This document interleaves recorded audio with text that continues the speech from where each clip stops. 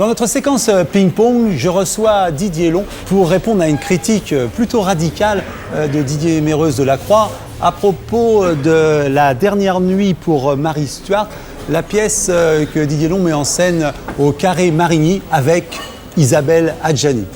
Et on se demande si à la fois c'est pas une chance de mettre en scène Isabelle Adjani, mais également un malheur ou une fatalité, parce qu'on ne va parler que d'elle presque. C'est un peu ça le danger, non ?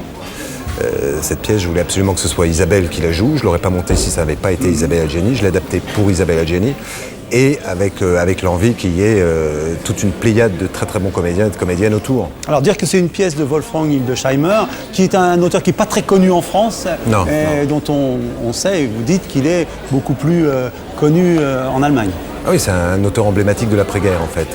Il a écrit la pièce en 1970. Il est très connu pour sa biographie de Mozart en fait, en France. Beaucoup. Alors on va écouter justement ce que dit Didier Mereuze à propos de... Et c'est vrai que sa critique est un peu centrée sur la prestation d'Isabelle Adjani. J'y vais ? Oui. Je clique. Oui, Didier Long, bonjour. Bonjour, j'ai été voir Marie Stuart avec Adjani. Le problème, c'est que je ne suis pas sûr qu'on fasse du vrai théâtre ou du beau théâtre de cette manière-là. C'est-à-dire que c'est toujours un théâtre qui amène une déception.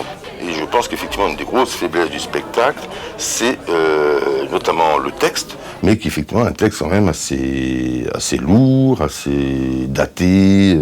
Alors ce qui reste, effectivement, c'est Adjani. Alors le texte d'abord. Alors le texte daté, là, c'est un peu surprenant parce que c'est vraiment une création en France, parce que justement c'est une pièce extrêmement particulière.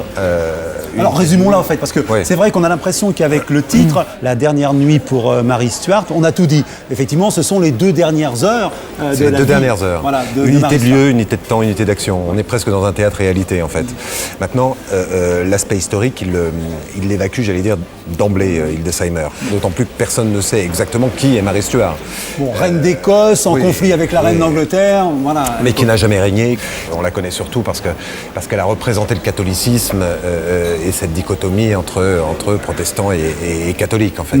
Donc le texte, au contraire, a une vertu extrêmement, j'allais dire, moderniste, puisqu'il ne prétend pas définir une vérité historique quelle qu'elle soit, auquel cas il vaut mieux lire une biographie que de s'atteler au théâtre, mais justement on rentre de plein pied dans une subjectivité totale d'une femme qui va avoir la tête tranchée dans 2 heures, qui le sait, tout est annoncé dès le départ, et elle n'est jamais seule, c'est-à-dire qu'elle intervient dans la salle de son exécution, quasiment par hasard, point d'interrogation, et elle se retrouve confrontée aux préparatifs extrêmement concrets. Au bourreau. Voyons voir ce que...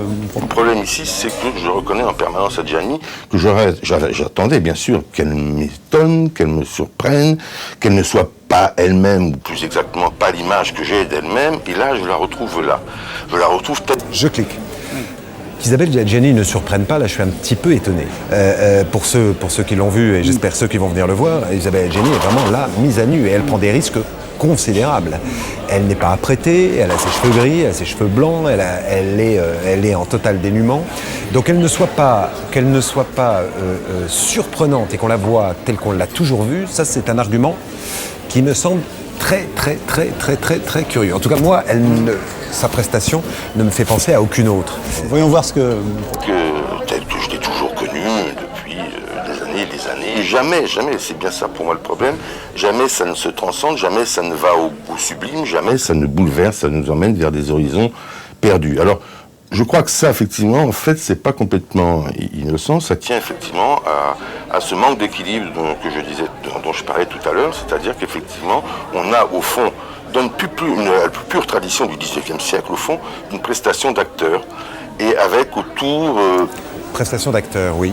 Je vois pas en quoi une prestation d'acteur, même si la grande mode est de couper tout ce qui dépasse comme tête, sans jeu de mots avec Marie Stuart. Oui, c'est une immense comédienne et elle fait une immense prestation de comédienne. Voilà. Des comédiens qui sont là pour la servir, plus ou moins quand même. Alors, servir, je sais juste là 3 mots. Servir, ça c'est un terme vraiment que je peux pas entendre au théâtre, parce qu'on n'est pas là pour servir une comédienne, on est là pour servir un texte, quelle que soit la durée du texte. Le problème dans une telle situation comme ça, c'est qu'effectivement, à ce niveau-là, il n'y a plus non plus de mise en scène, il n'y a plus de possibilité de mise en scène. À partir du moment où on n'est pas décidé à faire prendre un risque à un comédien, à l'emmener au-delà de ce qu'il sait faire, au-delà de ce qu'il peut même imaginer faire, on fait la prise du risque zéro. Et donc ça se ressent au fond à ce moment-là sur le plateau. Donc dans la mise en scène qui elle-même se contente de devenir une simple mise en place. C'est-à-dire que effectivement, les comédiens vont de la table à la chaise, de la chaise à la table, en passant par le bureau. Je finis par me... Donc il n'y a pas de table, il n'y a pas de chaise, il n'y a pas de bureau déjà. Donc alors mise en place, 3 mois pour faire une mise en place, je veux bien, mais c'est typiquement ça que je ne peux pas entendre. J'ai jamais fait de mise en place.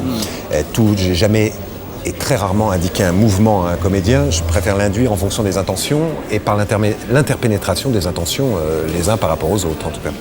C'est-à-dire qu'il recentre moins le regard du public sur Marie Stuart que sur Isabelle Adjani elle-même. C'est ça c'est l'élément le plus important. Évidemment, je cherche des ponts entre la personnalité d'Isabelle et la personnalité de Marie. Et c'est pour ça que j'ai choisi Isabelle, parce que je trouvais que dans l'adaptation, il y avait vraiment des ponts entre ce que je pense être, moi, la vie d'Isabelle Adjani. Je pense aux rumeurs, je pense à énormément de choses comme ça. Et la vie de Marie Stuart telle que nous la raconte Hildesheimer. C'est-à-dire sur cette icône qu'on est venu célébrer et adorer, avec laquelle on vient communier. Alors, est-ce que vous avez fait une messe? Il a cliqué pour moi. Oui. Il a cliqué pour moi. Voilà, c'est ce qui est dit là. Ouais, j'ai pas eu l'impression de communier. Oui. Maintenant, si les gens viennent communier, j'ai rien contre. Que ce soit une icône, oui, c'est une icône. Moi, je le conçois pas comme une icône parce qu'on peut pas mettre en scène une icône. On met en scène une comédienne et une femme avec sa personnalité. Et un rêve de jeune homme. Et un rêve. Mais on met en scène une comédienne avec sa personnalité et surtout pas une icône, sinon on peut pas travailler. Donc, est-ce que vous pouvez nous dire aujourd'hui, par exemple, où en est Isabelle Adjani par rapport au théâtre, si cette expérience lui donne envie de revenir? J'espère qu'elle va revenir, parce que le théâtre a besoin de comment elle le reçoit, là, ce qui se passe autour d'elle pendant cette pièce, ou après cette pièce? Très bien, là. Non, franchement, on est très heureux. On est très très heureux. Et de l'accueil du public, et en règle générale de l'accueil des critiques. Mais non, on est extrêmement heureux. En plus, c'est une équipe, c'est un travail de troupe. Ça, c'est quelque chose auquel je tiens. C'est pour ça que j'essaie toujours, quand il y a une star, d'avoir une distribution extrêmement importante autour pour faire travailler d'autres comédiens et pour qu'il y ait vraiment l'esprit de troupe. Je vais vous dire, comment les gens voient aussi Isabelle Adjani, puisque j'ai vu le spectacle, que j'écoutais les gens parler. Les gens se demandaient, mais qu'est-ce qu'elle fait quand elle n'est pas en scène? Parce qu'elle est tellement, j'allais dire, l'actrice et cette icône qu'on a le sentiment qu'elle a presque pas de vie en dehors de la scène. C'est ce que j'écoutais, ça m'a intéressé. Mais moi, ça m'a frappé de voir depuis quelques années, et puis là, je m'en suis rendu compte, fortiori en la mettant en scène, à quel point elle pouvait déchaîner les passions. C'est absolument incroyable. Et on raconte tout et n'importe quoi sur Isabelle. Isabelle, c'est une bosseuse de première, je peux vous le dire. C'est quelqu'un qui est dans le sens, qui n'est pas dans l'apparence. C'est quelqu'un qui n'est pas du tout dans la stratégie.